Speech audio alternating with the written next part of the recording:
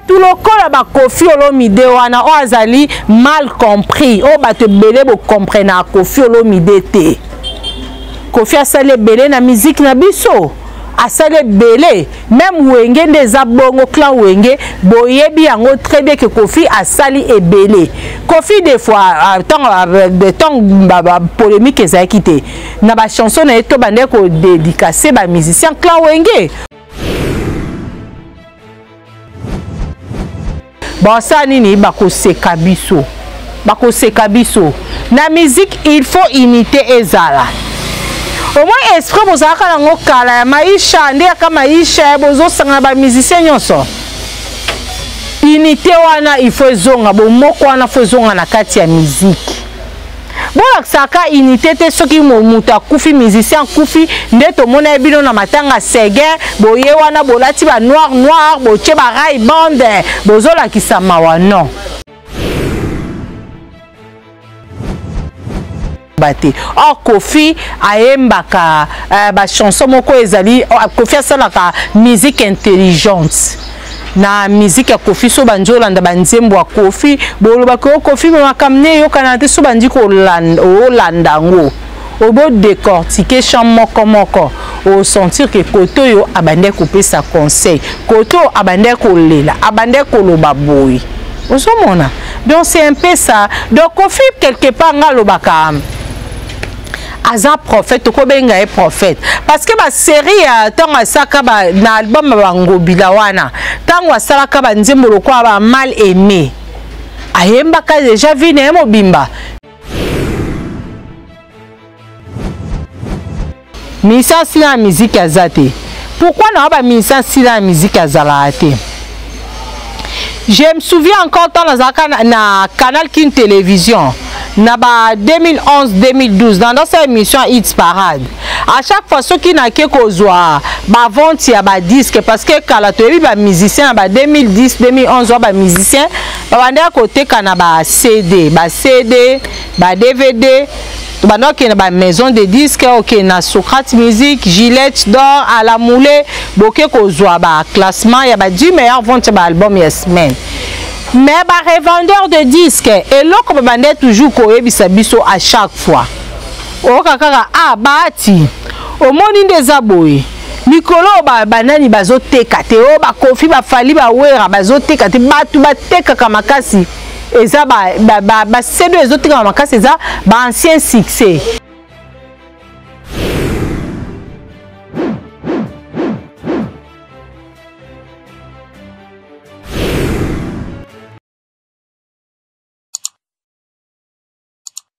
Voilà, merci mingi na ndenge boza ebele pona kolanda émission oyo analyse populaire on a mesana toujours ko beta c'était ko pesa bino ba merci tout le temps parce que bolaksa bolingo na bino envers chaîne OMJ télévision et bozo laksa bolingo na bino envers ngai Sylvie Bahati présentatrice na bino en tout cas ba merci ebele vraiment merci na bino nyonso o bozomi partout dans le monde wana moni bandeko bazomi na Orléans na mboka ba mama mami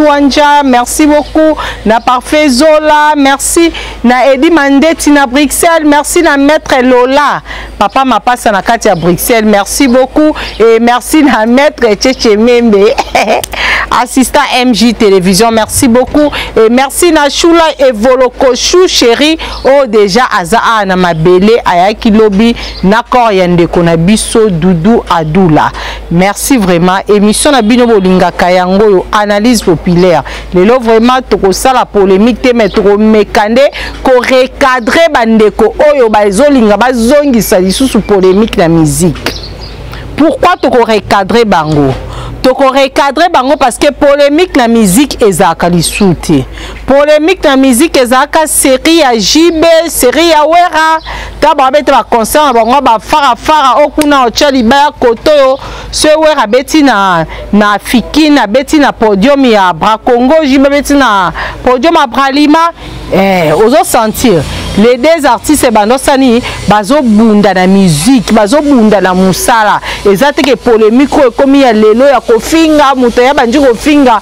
mama ya artiste songolo abandi kofinga artiste songolo akotiti na famille na ye eloko ana tolingi yango na musique na biso te parce que na musique musicien mokie to pe musicien munene azala te na musique na biso musicien wa asila to pe wa asila te azalaka te musicien asila na musique azate pourquoi na ba musicien asila na musique azala te.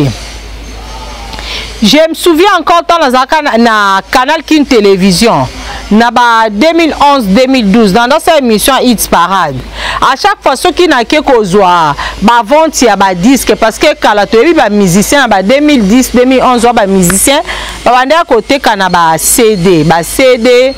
DVD. Donc, il y a une maison de disques, il y a Socrate Musique, Gillette d'Or, à la moulée, beaucoup de classement, il y a 10 meilleurs ventes d'albums la semaine. Mais les revendeurs de disques, et là, comme on toujours à chaque fois. Bati, au monde des aboués. Mikolo banani bazote kate, kofi fali wera bazote kate, batu bateka kamakasi. Eza c'est deux autres qui ont ancien succès. Il y a papa Rochero, il y a papa Franco, papa Nani, papa Simaro, Ozomona. Donc par là, na meka ko vendre na sali analyse na ekolobani nike na musique na biso en tout cas musicien asila azalate. Si on a soulevé point oyo eza par rapport ya bandeko oyo bazo sala ba discussion moko ezanga mutuna makolo bazo loba ke Weranson asila Weranson akokoka kobeta arena Grand Paris te c'est faux et archi faux. Ba wera ba JB baza ba musicien basila te ba Koffi Olomide baza ba musicien basila te baza batu o ba musicien o ba kokufa toujours na ba succès na bango ba nesi Weranson JB Piana Koffi Olomide baza lokola 22 ala boye so sombi de lo 20 to sombi 20 à 2025 to bito bomba ngoti 2050 et bebate yango mona na ba 20 mingi batiaka ba date ya péremption te pona kolakisa bino ke 20 plus ezo vanda plus que ezo umela ezo bakisa masusu kitoko nde moko na ba Weranson ba JB Piana ba Koffi Olomide mais moi muke na omeka kozonga sima bandeko na biso ya clan Wenge. Il faut respecter Koffi Olomide parce que la musique nde tozabo na moment oyo totikali na ye papa Wemba Kenda ba papa Rochero ba Kenda ba papa nani papa Simaro ba Kenda ba papa Franco ba Kenda ba papa Wendo ba Kenda pe à leurs âmes tozana Koffi Olomide ya Josa Nyoka Longo pazana ba grand wano ba tikali ba ene wana bazo mériter beaucoup de respect bino nde bozana ba JB ba Weranson il faut bozala reconnaissant envers bango parce que Koffi Olomide azape moko ba musicien op a contribuer à capé nanani na Wenge tango ezaka Wenge 4x4 a contribuer na mambo belé na ba conseil na makambo belé tokoki ko négliger vie wana te tokoki ko négliger Koffi Olomide te parce que ceux qui t'ont négligé bandeko baza na Côte d'Ivoire o baza na Congo Brazzaville basa nini bakoseka biso na musique il faut unité ezala au moins esprit bozaka nango kala ya maisha nde aka maisha bozosanga ba musicien nyonso unité wana il faut ezonga bomoko wana faut ezonga na kati ya musique bon saka unité te soki momutu akufi musicien akufi nde tomona bino na matanga Seguin boye wana bolati ba noir boche ba rai bande bozolakisa mawa non bolakisaka bolingo pe mawa na bino ta mutu aza envie boyebi ke te Koffi Olomide obeta le 19 juillet na nani na hippodrome de Vincennes il faut to sani to chepo to soutenir ye Weranson obeta le 15 février na arena Grand Paris to sani to chamona maipwa musique ekenda ne bongo parce que kolala kolamuka surtout nde tokoti 2025 oyo ezobangisa makasi to omona bandeko nde bazotika biso so vandi o réfléchir omona ke sentir à rien yo sande kono mabe À quoi bon yo sande kono ma beso bi ke lobi to lobi okuna yo na nga to okufa na biso non. Ezala mie kutu to sa malamu. Bien que musique yango o bande kona biso bazo sala musique populaire côté mususu ba benga yango musique profane et c'est sera vraiment nzambete. Ce na be c'est nzambete parce que musique ya lelo na musique ya kala o to ebaki eza deux choses différentes. Parce que musique ya kala beaucoup plus ezaki conseil. Ezaki ne singa na pese exemple ne singa ba atinde na zaboe naza na problème na foyer na ngana mobali na ye na luki papa Simaro na ki papa Simaro tala problème naza nango na couple na nga boe na relater papa Simaro histoire nga naza ko vivre na libala na nga naza besoin oyemba nga nzembo ndo mone sanini musicien sani a okota studio pour aembela mama wana ki ko senga ba embela nzembo po mobile na sanini a changer et ba chanson na tonto bande ko yoka ba chanson ana et bande ko za l'éducative oyoka jamais sanité na kati or musique ya lelo ba musicien na biso ba koti na perdition. Oh baloba na Bible Sodome et Gomorrhe yango lelo komi na kati ya musique na biso omona communicateur ya artiste songolo akoya zobanga te abandi ko loba n'importe quoi ko finga ko kota tina famille akoti na mwasi akoti na bana eloko anezo sa kitoko te et ça qui to côté bongo ba artiste baza ba infirme bino ngata ndeko na biso Félix Oise kwa monstre d'amour abiso ki ngawaze kwa nena za bozo fika ngata ba masese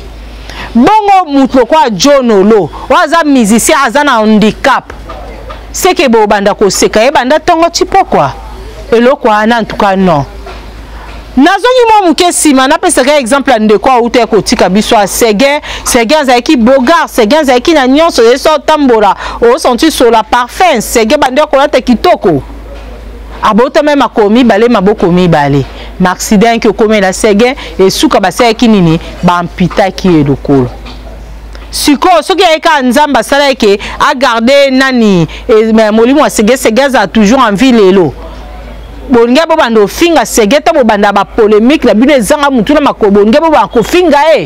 yango nzamba eba kabite nazwa kaka ami ya nani ya mwa mobali oyo batu lokola ba Koffi Olomide wana o azali mal compris o batu belé bo comprendre Koffi Olomide te Koffi asale belé na musique na biso asale belé même wenge ndeza bongo clan wenge boyebi yango très bien que Koffi asali ebelé Koffi des fois temps polémique ezaki te na ba chanson na eto bande ko dédicacer ba musicien clan wenge oyoka oboka lema kaba oboka jiba oboka weranson pour Nicolas qui sabolingo na ye envers ba petit na ye mais lelo mawa parce que clan wenge bobo sana nyonso wana bobo sana bola mo Koffi Olomide bobo sani bozuka mabe na ye yango nde bosali nini bozo lobela yango nde bozo sa nini bochango liboso non na vie quelque part pe il faut kotala apena bola mwa mutu est-ce que Koffi wana nanu azalaka mabe na clan wenge Koffi wana est-ce que banda kolinga bola mu ya clan wenge te non. Et ça faut archi faux parce que wenge tie ya Koffi azala déjà Koffi azala déjà na banzembo na ye bangobila na ye zalaka ba nzembo maître Chiche Membe nzembo Koffi emba na papa wemba non nzembo emba kala ba ne 79 senza ezalaka déjà lelo tangu wenge ye Koffi ko jalouser wenge par rapport ya quoi Koffi ko jalouser wenge pour a gagner nini bolongola makanisi wana na ba cerveau na bino c'est faux archi faux. Koffi na minicho na musique asa sunelo kwa ko prouver te parce que Koffi asali belé na musique o Koffi azui lelo ba musicien belé nan bazui yango te pe ba otika la kozwa te yango ana le 19 juillet hippodrome de Vincennes o eza devoir à domicile pour na musicien moko na moko tango zoloba tango chama kelele tango zoloba ba soyi na ezo sauter talaka rétroviseur hippodrome ba pesi biso devoir tokoka ko relever défi hippodrome de Vincennes Koffi Olomide pesi biso devoir tokoka ko betango place ezala 100 000 eza pona 100 000 personnes trop kokango toyebi Kofi aza guide toyebi Kofi asa leka ba makambo wana nyonso ba Bercy ba Zénith ba hippodrome ba Stade de France eza biloko mikie et pas Kofi Olomide. Stade de France elengisa Kofi Olomide te parce que mutu abandaki nanu azaki initiative ya beta na Stade de France ana c'était Kofi Olomide parce que abaki après hippodrome so nzamba pese sous vinda ko beta Stade de France après ça nini avandi a clôturer à une retraite mais compte tenu à demande il y a des fanatiques à Kofi Olomide bazali toujours collé la Kofi aza toujours sur la scène musicale parce que babi ce qui Kofi azate na musique oyo ba mona ba musique ba yokate parce que ba musique yango lelo koma ka makelele ba musique yango lelo koma bazubo musicien zo yemba ozo comprendre makambo azoloba te or Kofi ayemba ka ba chanson moko ezali Kofi asala ka musique intelligente na musique ya Kofi so banjola nda banzembo wa Kofi boloba ko Kofi makamne yo kanate so bandi ko landa ngo obo décortiquer champ moko au sentir que koto yo abande couper sa conseil koto abande ko lela abande ko loba boy osomona donc c'est un peu ça donc Kofi quelque part ngalobaka Aza prophète, ko benga e prophète. Parce que ma série tango asaka ba na album bango bilawana. Tango asaka ba nzembo lokwa ba mal aimé. Ayemba ka déjà vine mobimba. Nde batu ba linga kaete nde batu ba ina kae. Lelo yango tozo vivre. Donc pour vous dire que ya sika na musique ezate. Elo monte bangisa Kofi o batu moko boye clan wenge basangani basangani pona kosanga mabe ponde ko mwabiye Kofi hippodrome ngo est-ce que kotonda ye Kofi fala lukakaka abongisa na clan wenge. Non. Clan wengende il faut eya vers Kofi Olomide. Kofi aza mukolo koza aza mabeni mukola koza la tasali mabe moto salani oyebi ke tengane na raison mukolo aza en faute mais non ça ni suka non kende ka vers mukolo na esa me abidote nge sale melanga minge mutu omona mutu asali nga mabe menga na osani na ke vers mutu wana na ke ko senga pardon zomona ndeko so komi na niveau wana omona nyonso pamba Kofi quelque part pas osela ki Kofi na ye quelque part azosela ki aza leader quelque part pas osela ki aza méga star aza sunelo ko prouver te lelo Kofi aza ba chef d'œuvre na ye ebele na bandela likambo tout le temps na ba émission na lobake na ba émission surtout to saka ba YouTube tozangisa kokotsa Kofi na miniature na bisote tozangisa te to lobelake toujours malgré ba musicien o ya bimise belé baza ba ingrat quand passe ko serngwane uchiko ya bato merci Fali musalo Fali asali omoni Fali bato mususu kutu basala ngo basali yango te tangu déjà mizinani mutangu ye Fali pupa bolimbisane na otanga kombo pona otanga kombo ina ndinga mabete akasani aweye limba moko ke pupu ko bimisa ngani nozwa charge matanga makambu nyonso bosani botikela wana besoin YouTube mona yo bato na YouTube ba mona yo ke ozwa ki charge matanga parce que bato belo ozo mona lelo bazo sunga bato la YouTube ba tie bobo azo ki charge mutu be famille lobby sala ngo na motema na ye mobimba te azosala ngo po mokili mona ye eza bato musule lo soka sungi mutu po ye bata sala ngo vraiment uti na kati ya motema na ye